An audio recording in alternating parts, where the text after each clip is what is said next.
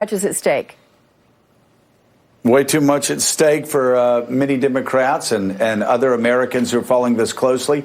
Mike Barnicle, we do, though, we have in Joe Biden, a candidate that doesn't seem to inspire a lot of the activist base. But as we said last hour, there is, wherever you go, a desire for a return to normalcy.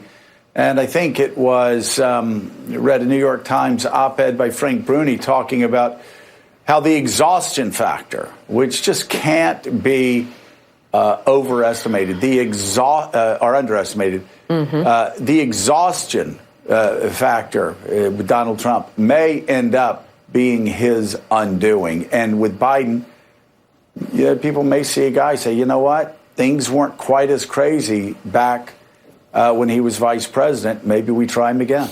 Sure. And there's no doubt, Joe, that, part of his numbers are because of familiarity. People know who he is as opposed to other people in the field running for president for the first time, a lot of them with the exception of Bernie Sanders.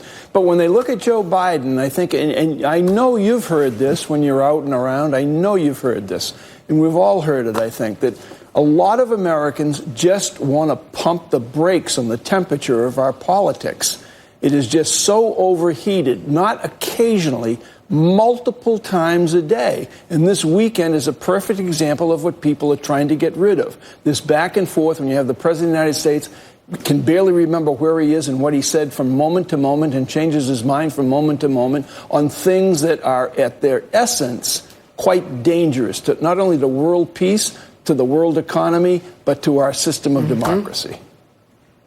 Yeah, I mean, the guy says he wants to buy Greenland, then he says he doesn't want to buy Greenland, then we find out actually he did want to buy Greenland, and then when Denmark said he couldn't buy Greenland, then he breaks off that meeting. Then he says that he can order companies to leave China. Then he says that the Fed chair is an enemy of the United States. Then he says the president of China is an enemy of the United States. Then he says the president of China is a great guy. Then he says that he has second thoughts about pushing tariffs. And then he says, well, actually, the only second thoughts I had were not pushing tariffs up even more. We can keep going. We now find out that he's telling aides to seize private property, and in the seizing of private property, break any laws they need to break, that he'll pardon them later. This is just over the past 4 or 5 days.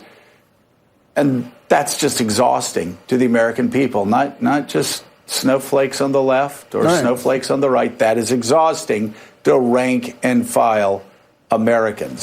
So, Karine, though, let's talk about what we're seeing on our